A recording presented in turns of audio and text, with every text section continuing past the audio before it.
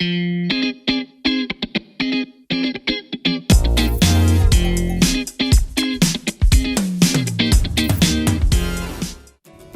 watching Notepad with me, Ibrahim Sani. Every now and then, I have the opportunity to speak with inventors, creators, and people that actually change the way we work around the globe. And of course, today I have with me an interesting and special guest.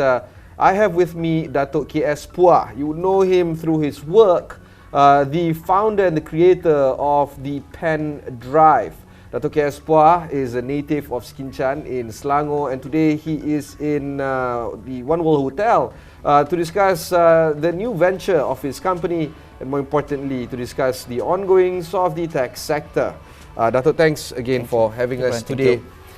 When I first got this invitation to interview you, I immediately jumped on it because we speak about you all the time at work, back when I was in university, you name it. And it may come as a surprise to you, but there's a lot of people that look up to you to understand your life a little bit better. But there's also this sense of mythicism that surrounds your true nature. People are saying, is it even true that the founder of a Pendrive is a Malaysian, or is he a Taiwanese? Did he live in Malaysia? Those kind of stuff. Yeah. And I know. I mean, you've written about the book, but I don't know whether people have read the book. But let's just jump into history and talk about how you created the Pendrive.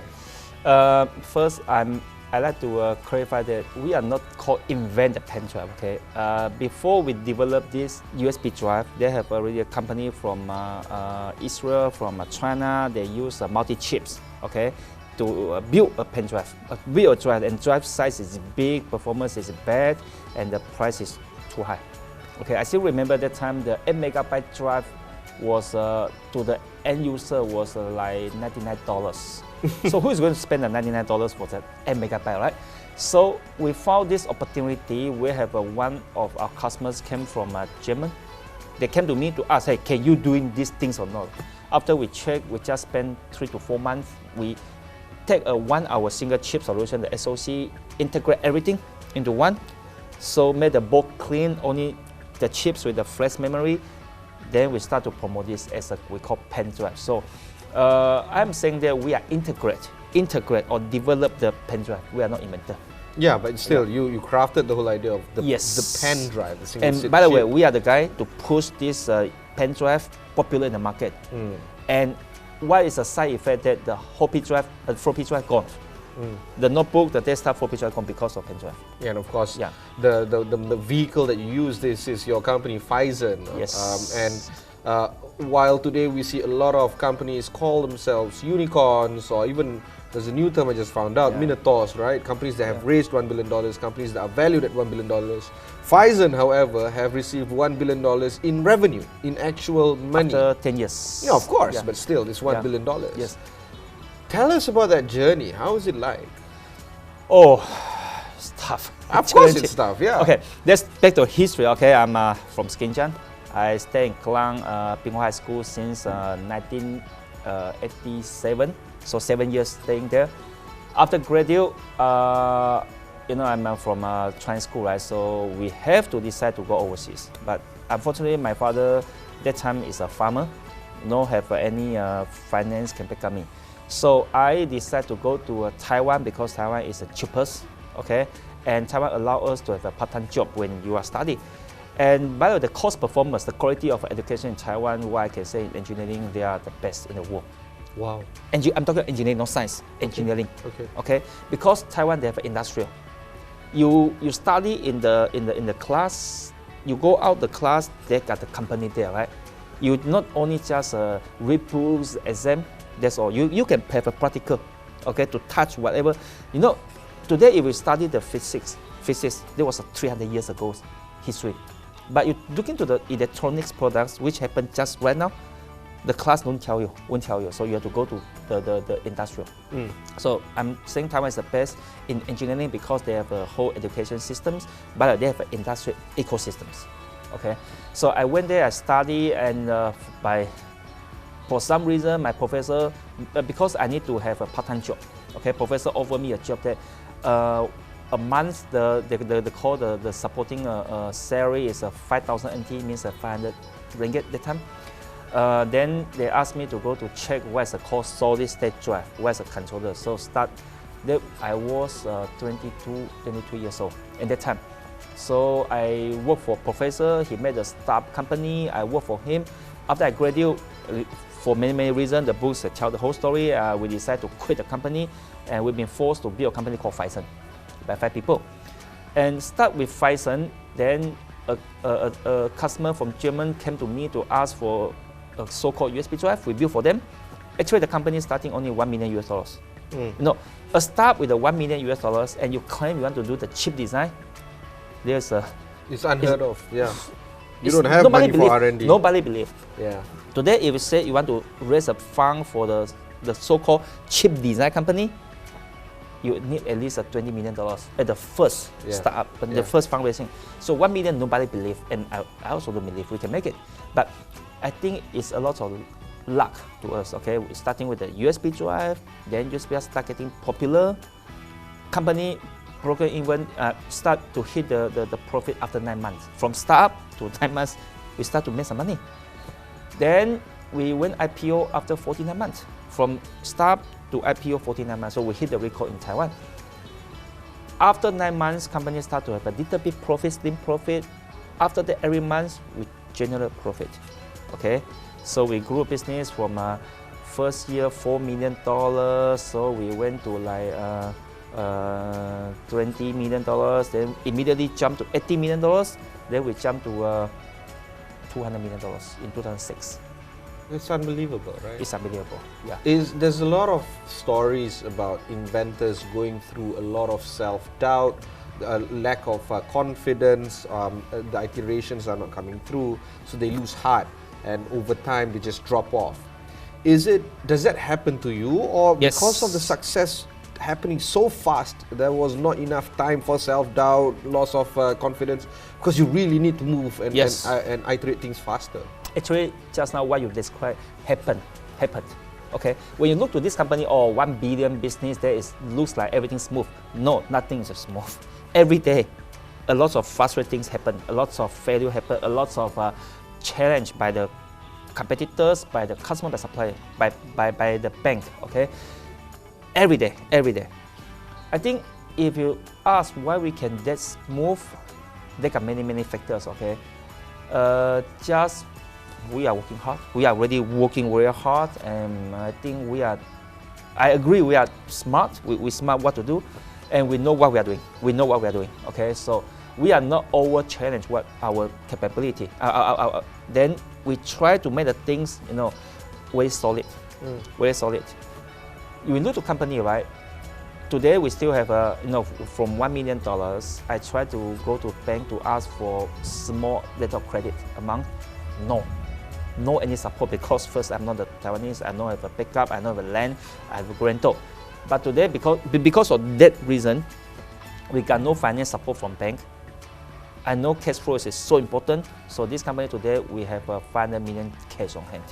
Okay, no any loan from bank, not necessary from bank. So everything coming from, if something happened today, there must be some reason. The luck was every day we have many challenges, many failure. It's a failure. We have to solve the failure, right? So we learn a lot of know-how. Yeah, that's why we are sitting here today. Right, we'll take a short break, but when we come back, we'll discuss a little bit more about the conversation with the founder of Phison as well as the Pendrive.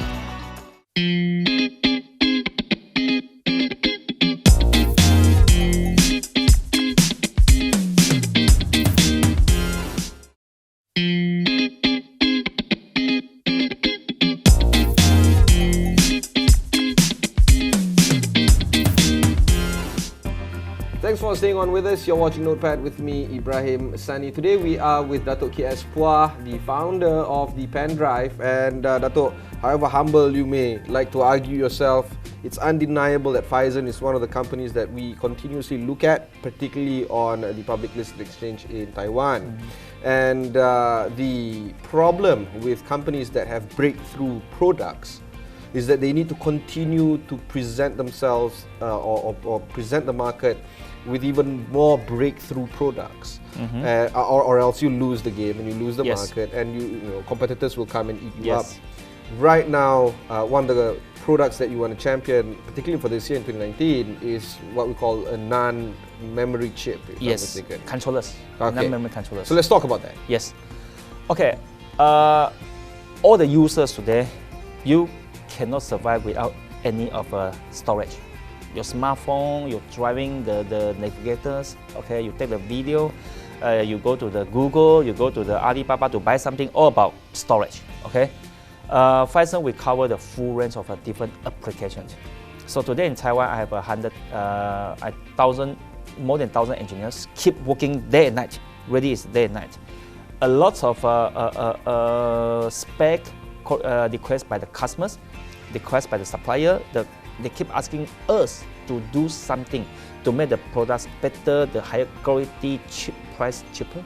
Okay, so this market is very competitive because they have a still big guy there, big giant there is Samsung. They keep, you know, actually we are competing with Samsung. We have our partners with Alliance, we compete with Samsung. So it's a non-stop business. If one day we miss our design, the cycle, if we're behind, well, I can tell you, gone. So because of this kind of, I always treat my people, hey, you better have to catch our schedule. If not, we lost 6 months, we lost forever. The conversation, of course, is also on merging and trying to see if there is a possibility of being acquired. Does this kind of M&A behavior worry you? Your competitors might eat you up. You might, you know, buy somebody else's technology. In this 18 years, this company 18 years old, right? Yes, a lot of either supply chain competitors try to merge this company, but I decided not to do it. Okay, the reason I decided not to do it because I still can see in this industrial, our company position, we have a super bright future. I can see. And I believe after year 2020, right, we have not, maybe not, cannot say that, but we have less competitors. Oh, really? Less competitors. I'm way sure because this business is not that easier. Okay, we are doing the whole supply chain. We cover the whole ecosystem. We are not just give something.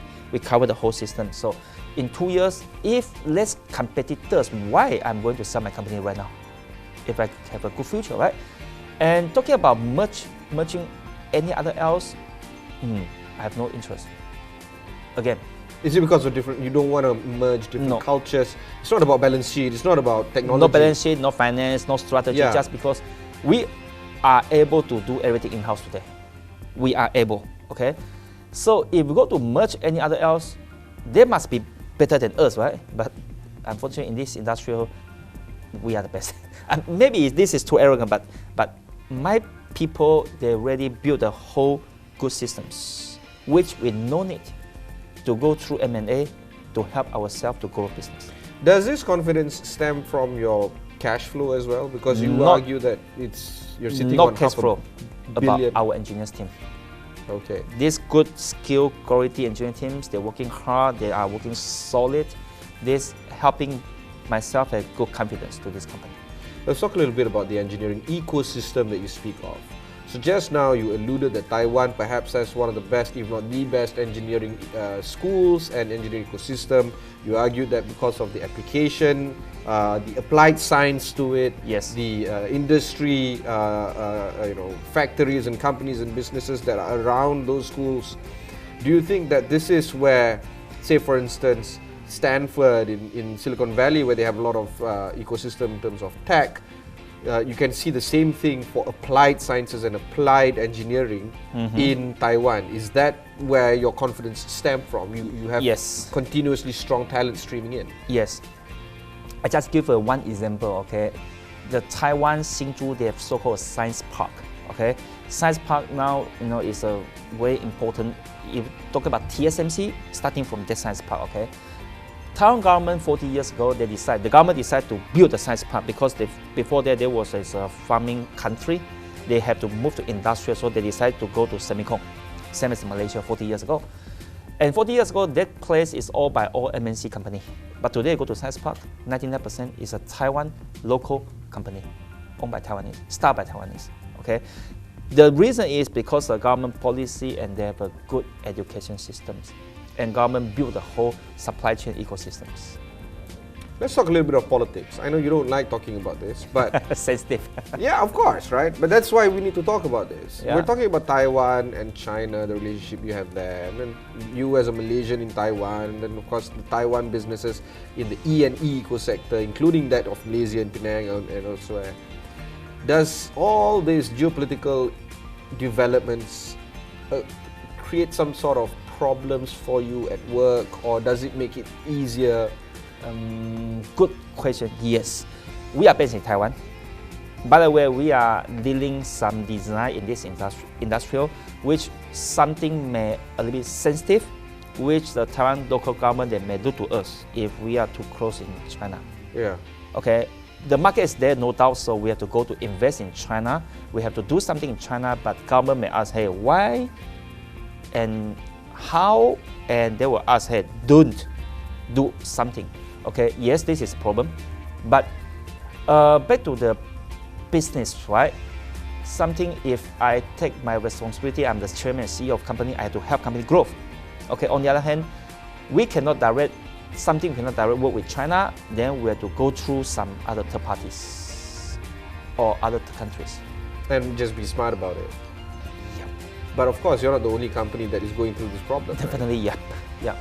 Then how do you think this will end? Because this kind of third-party workaround or when the time to end? Good question. I think you're an engineer. You would find the years, least direct path of resistance no, from A to B. That's the no. quickest. Engineers, we are solve engineering problem. We are not going to solve. We are not able to solve political problem. Okay, this is totally different world. Okay, yeah. Does this frustrate you? Because no. They always the crisis create opportunity. Okay, because of they got some problem there. If we can design around, we can find some other solutions. We get the business. Okay. So we like problem. All right. Yeah. We'll take a short break. When we come back, we'll discuss more with Dato KS Pua, the founder of the Pendrive. Don't worry.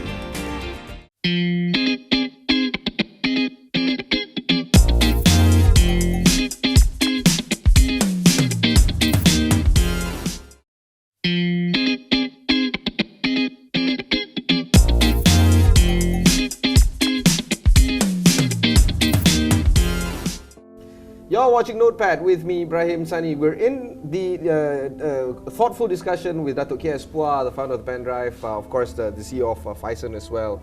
Dato, when we were at the break just now, you were talking about some wisdom words that were imparted to you by your mentor. Let's talk about that a little bit. Yeah, when I start Phison, right, I was an engineer. I don't know about what is a business. I don't know how to manage the finance. I don't know how to manage people. I don't know how to talk to customers. So everything is a kind of engineering thinking. So when Toshiba decided to invest to Phison, there was a gentleman named Mr. Kobayashi. He's my mentor. He did the Toshiba name first from nothing to the worldwide number 2. So he just gave me a very simple word, Japanese, English. Don't walk in the sky, because one day you will fall down. You have to walk on the earth. Okay? Everything you do must be very solid. Everything you do, you have to ask why. Why? You know, everything happens, right? There must be with some root cause. You have to find the root cause.